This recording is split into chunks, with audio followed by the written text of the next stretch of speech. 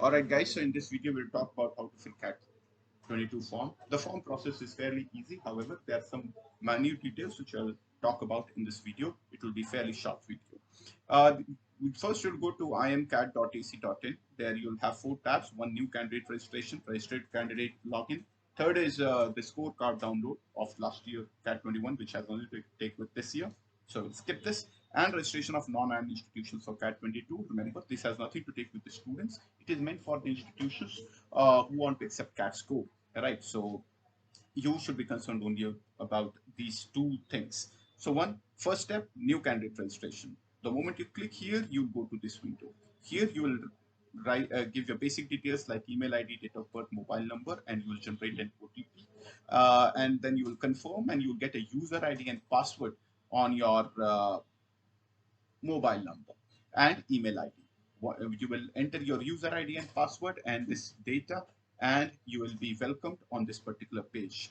There, you'll have personal details, academics, work experience, programs, test city, and payment. We'll go for the personal details first. You'll write your name and your father's name, your mother's name, your date of birth, and there's your category, and you have COVID vaccination date as well, which is not mandatory. You can skip this. We'll give your address and you will upload your photograph. Your photograph should be less than 6 months old. It should have white background, and it's better to get a photograph clicked. Keep it in soft copy and a hard copy as well. Hard copy is required because the photograph which you upload here, the same photograph should be uploaded. It should be pasted on your admit card as well. So remember not to make any mistake. And you will simply go here. The photo specifications are given here. As you see, it should be less than 1 MB, and photograph size should be 30 into 45 So just to go ahead and uh, there's uh, uh, this whole document given. You can always read this document and use it for your reference. You have to upload your signature also. The size of the signature, I suppose, should not be less than 80, should not be more than 80 KB. So just go to resize.com and get your photograph there. Let's go to academics now. In academics, your 10th, 12th, and your 10th, 12th, and graduation details should be asked. Your board, your month and year of completion, maximum marks. Remember, maximum marks when you talk about, you should not be counting the best 4 or the best 5.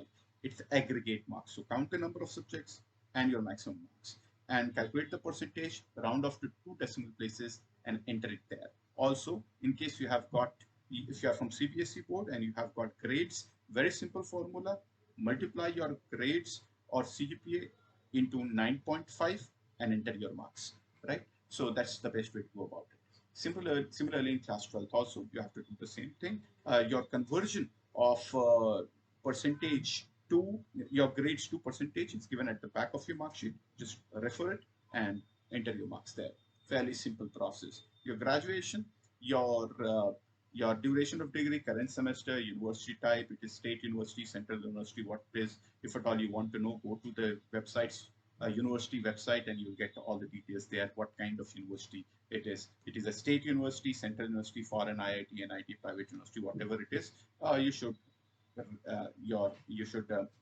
select the type of university you are in, and then aggregate marks. Remember, not best 3, best 4, but aggregate marks. In case you have not received your final year marks, then enter your last semester's marks. So that is how it should go. And when I say last semester, calculate from first year to last year, first year to the most recent year. Calculate the obtained marks upon sum total of marks into 100 and calculate the percentage. That should be your percentage. So aggregate percentage.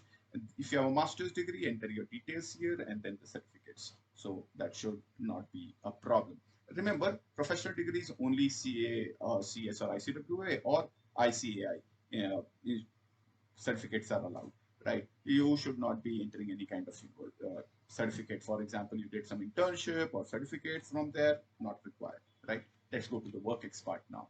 WorkX, remember, only full-time job is here. Articleship, internship, or any other kind of intern certificate or WorkX, part-time job, not allowed. You should have supported documents like appointment letter, your experience letter, and all these things. And you will You'll select the industry type, your start date and end date, and then you go for it. Recurring experience basically is when you have a gap between two jobs, you have to mention there. So simple, go there. Ensure that you do not, enter an internship or articleship or a part-time job. It should be full-time salary job. Programs, very simple thing. A lot of students ask me, sir, or they're usually confused which program to apply, which program not to apply.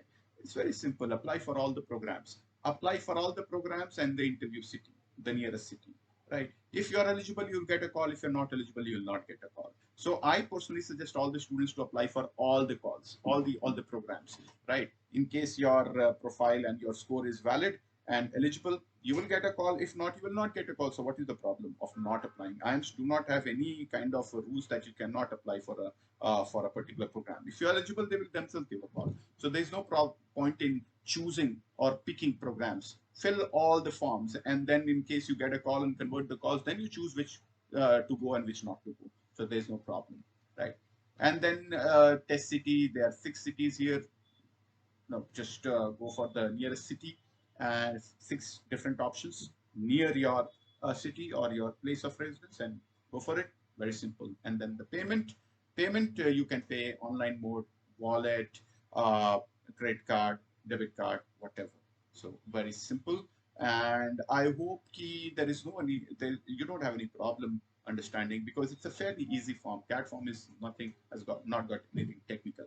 Remember, if you are from SC/ST category or you're from EWS category, get your certificates made and upload it there, right? You'll have to upload it. So before you start filling the forms, remember to carry your 10th, 12th, graduation, all mark sheets, your work experience certificates, and your category certificates. Very important, right? Sit with all these things, fill the form. It will hardly take half an hour, right? That's all for the day. See you in the next video. Thank you.